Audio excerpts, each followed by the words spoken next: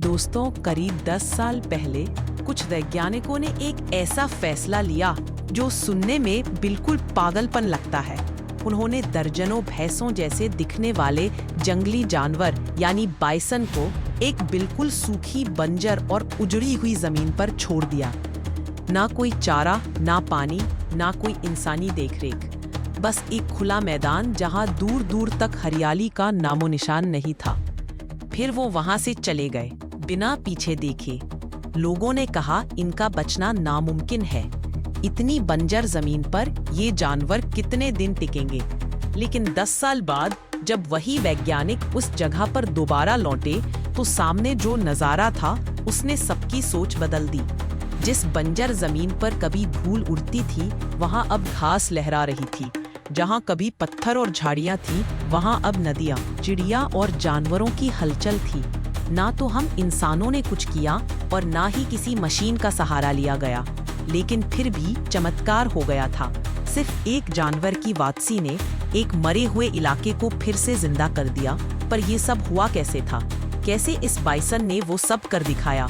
इंसान और आधुनिक सरकारें मिलकर भी नहीं कर पाई। सच्चाई जानकर आप हैरान रह जाओगे। ये बंजर जमीन बाइसन की थी। हजारों नहीं, करोड़ों बाइसन पूरे उत्तर अमेरिका के खुले मैदानों में दौड़ते थे। लेकिन फिर आया इंसान। शुरुआत में सब कुछ संतुलन में था। बाइसन मैदानों के राजा थे और आदिवासी इन्हीं बाइसन की बदौलत जिंदा भी थे। इनका हर हिस्सा इस्तेमाल होता था। मांस को खाया जाता, खाल से कपड़े बनते और हड्डियों से औजार। लेकिन फिर आए आधुनिक शिकारी और उनके साथ आया लालच और व्यापार। 18वीं सदी में बाइसन का शिकार सिर्फ गुजारे के लिए नहीं बल्कि पैसों के लिए होने लगा। उनकी खाल बिकती, उनकी जीव एक खास डिश बन गई और मांस फैक्ट्रियों में भेजा जाने लगा। रेलवे लाइनें बन गई थी और अब शिकारी ट्रेन से सफर करते हुए बाइसन को मारने लगे थे। वह भी सिर्फ मजे के लिए और निशाना साधने की प्रैक्टिस के लिए। जितने ज्यादा बाइसन मारो उतना ज्यादा मुनाफा। और ये सिर्फ व्यापार नहीं था, ये एक राजनीतिक हथियार भी बन गया। अमेरिकी सरकार ने चुपचाप यह शिकार चालू रहने दिया क्योंकि इससे यहाँ पर बसने वाले मूल निवासी यानी आदिवासियों की आर्थिक स्थिति कमजोर हो रही थी। बिना बाइसन के उनके पास ना खाना बचता, ना कपड़ा और ना ही कोई कमाई। सिर्फ अगले 20 सालों में ही मैदानों से करोड़ों बाइसन साफ कर दिए गए। कभी कभी सिर्फ खाल ली जाती थी और बाकी शरीर सड़ने के लिए छोड़ दिया जाता था। 1870 तक इनकी आबादी 6 करोड़ से सिर्फ 50 लाख तक आ गई और 1889 में हालत इतनी बदतर हो चुकी थी कि पूरे अमेरिका में सिर्फ 148 बाइसन बचे थे। जरा सोचिए, 6 करोड़ से सीधा 500। इंसानों ने जो किया वो सिर्फ शिकार नहीं था बल्कि वो था एक पूरी प्रजाति का कत्ल। जहां पहले मैदानों में जानवरों की लहर चलती थी वहां अब सिर्फ सन्नाटा था। और मेक्सिको का हाल तो और भी बुरा था। वहां तो आखिरी बाइसन भी गायब हो चुका था। बाइसन चले गए और धीरे धीरे जमीन ने अपनी सांसें खोनी शुरू कर दी। जहां हरियाली लहराती थी वह जमीन सूखने लगी, घास गायब हो गई, मिट्टी की पकड़ ढीली पड़ने लगी और उसके बाद आई एक भयानक तबाही। मेक्सिको के उत्तर में, खासकर चिहुआहुआ राज्यों में लोगों ने देखा जहां कभी खुले मैदान थे वहां अब सिर्फ झाड़ियां और कांटों का जंगल रह गया है। धरती की ऊपरी सतह पर एक सख्त परत जम गई थी। ऐसी परत जो ना पानी सोखती ना बीज उगने देती। बारिश आती तो पानी जमीन के अंदर नहीं जाता बल्कि बहकर सारी मिट्टी ही अपने साथ ले जाता और धीरे धीरे वह जमीन बंजर होने लगी। ना तो पशुओं की चराई के लिए बची और ना खेती के लिए। और सिर्फ पौधे ही नहीं मरे, जानवर भी मरने लगे। ये छोटा जीव जिसे प्रेरी डॉग जाना जाता है, जो कि जमीन के अंदर सुरंगें बनाकर रहता है, जिनकी मौजूदगी से मिट्टी जिंदा रहती थी, वह भी लुप्त होने लगे। उनके साथ गायब होने लगे कीड़े, पक्षी और छोटे छोटे स्तनधारी जीव, जिस कारण यहाँ पर बसने वाली एक प्राकृतिक श्रृंखला टूटने लगी। जैसे कोई धागा खींच दो तो पूरी माला ही बिखर जाती है, इसी तरह बाइसन न होने से यह पूरा इलाका ही बंजर और वीरान होने लगा। बड़ी सोच विचार करके आखिरकार इंसानों ने सोचा, जिस जानवर को हमने मिटाया था शायद वही फिर से इस जमीन को आबाद कर सकता है। 2009 की शुरुआत में सिर्फ 23 बाइसन को मेक्सिको के सबसे उजड़े इलाके में छोड़ा गया। एक सूखी और बंजर जमीन जहां बरसों से ना घास उगी थी, ना ही किसी पक्षी की आवाज सुनाई दी थी। उन्हें मैदान में खुला छोड़ दिया गया, बिना किसी इंसानी मदद के। शुरुआत में कुछ लोगों ने इस योजना का मजाक भी उड़ाया। आखिर कैसे सिर्फ 23 जानवर वर्षों से सूखी पड़ी इस जमीन पर क्या उखाड़ लेंगे? लेकिन फिर चमत्कार हुआ, ऐसा चमत्कार जिसकी कल्पना तो उन वैज्ञानिकों ने भी नहीं की थी जिन्होंने शुरुआत में 23 बाइसन को ये छोड़ा था, क्योंकि इस बंजर जमीन पर फिर से जान लौटने लगी थी। दरअसल साल दर साल बाइसन की संख्या बढ़ती गई और 2018 तक ये संख्या 200 से भी ज्यादा हो चुकी थी। ये बाइसन सिर्फ नंबर नहीं थे, बल्कि ये जानवर तो चलते फिरते इकोसिस्टम इंजीनियर्स थे, जो अपनी हर एक चाल से मिट्टी को तोड़ते, बीजों को फैलाते, पानी को जमीन में उतरने देते और एक मरी हुई जमीन को फिर से जीना सिखाते। जहां भी बाइसन चलते, वहां हरियाली फिर से लौट आती। जो काम आधुनिक इंसानों की कोई मशीन नहीं कर पाई, वो काम इन जीवों ने कैसे कर दिया? दोस्तों, इस बात का राज छुपा है इस जीव के चलने में।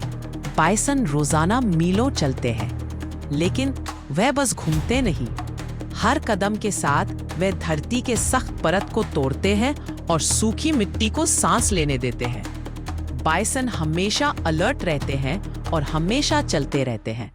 वह कभी एक जगह ज्यादा देर नहीं रुकते, इसलिए उनकी चाल से मिट्टी की ऊपरी परत खुलती है। जैसे किसी हम लोग खेतों में नलाई करते हैं और जब बारिश होती है तो पानी बहता नहीं, बल्कि वो पानी मिट्टी के अंदर जाता है और यही से दोबारा से मिट्टी को जीवन मिलने की शुरुआत होती है। लेकिन कहानी यही नहीं रुकती, बल्कि जहां बाइसन जाते हैं वो सिर्फ मिट्टी नहीं तोड़ते, वो अपने पीछे खाद छोड़ते हैं, अपने गोबर के रूप में, जो नाइट्रोजन, फास्फोरस और पोटेशियम से भरपूर होती है। एक रिसर्च के मुताबिक जहां बाइसन रहते हैं, वहां की मिट्टी में नाइट्रोजन की मात्रा 40% ज्यादा बढ़ गई होती है। यानी जो काम इंसान ट्रैक्टर से करता है, बाइसन वह अपने सींग और चाल से कर रहे होते हैं। और फिर आता है उनके द्वारा मिट्टी को रोल करना, यानी मिट्टी में रगड़ना और लोटपोट होना। दरअसल बाइसन अपने शरीर को मिट्टी से रगड़ते रहते हैं, जिससे मिट्टी की अल्टी पल्टी होती रहती है। बाइसन यह काम कभी मस्ती में, कभी कीड़ों से बचने के लिए, तो कभी मादा को पाने के लिए की जाने वाली लड़ाई के दौरान करते हैं। जब बाइसन का भारी शरीर की रगड़ से जमीन की ऊपरी सख्त परत टूट जाती है, तो साथ में कांटे झाड़ियां उखड़ जाते हैं। उस खुली जमीन पर अब बाइसन की फर और खाल से चिपके बीज गिरते हैं। ये वही बीज है जो वो कई किलोमीटर दूर से अपने साथ लाए होते हैं। यह बीज अब जमीन की अंदर नमी वाली परत पर गिरते हैं। साथ ही जहां बाइसन रुकते हैं, तो उनकी भारी चाल से जमीन पर छोटे छोटे गड्ढे बन जाते हैं। यह गड्ढे मामूली नहीं होते। जब बारिश के बाद बाकी सारा पानी बह जाता है, तो यही गड्ढे उस पानी को रोक लेते हैं। धीरे धीरे यह जगह नमी जमा करने लगती है और वहीं से एक नई जिंदगी की शुरुआत होती है। बीज अंकुरित होते हैं, फिर पौधे बनते हैं और फिर उन पर कीड़े, पक्षी और छोटे छोटे जानवर आने लगते हैं। वो गड्ढे जो कभी सिर्फ मिट्टी का एक उखड़ा हुआ टुकड़ा था, अब एक मिनी इकोसिस्टम बन चुका होता है। बाइसन की वापसी सिर्फ मिट्टी तक सीमित नहीं रहती। जब जमीन फिर से सांस लेने लगी, तो इस जमीन पर सबसे पहले लौटे ये छोटे छोटे जीव, जिन्हें प्रेरी डॉग्स कहते हैं। ये जीव इन घास के मैदानों के नीचे सुरंग खोदकर अपनी पूरी दुनिया बसा लेते हैं। पहले जब बाइसन गायब हुए, तो ये जीव भी धीरे धीरे मिट्टी में दफन हो गए थे। पर अब जैसे बाइसन लौटे, वैसे ही प्रेरी डॉग्स भी दोबारा लौटने लगे। वो सिर्फ अपने लिए नहीं खोदते, बल्कि उनके सुरंगों के जरिए मिट्टी में हवा और नमी बनी रहती है और पोषक तत्व ऊपर नीचे होते रहते हैं, जैसे कि किसान खेतों की जमीन को जोतता है। दोस्तों, ये कहानी यही नहीं रुकती। दरअसल प्रेरी डॉग्स तो यहाँ चलने वाली आहार श्रृंखला का एक हिस्सा है।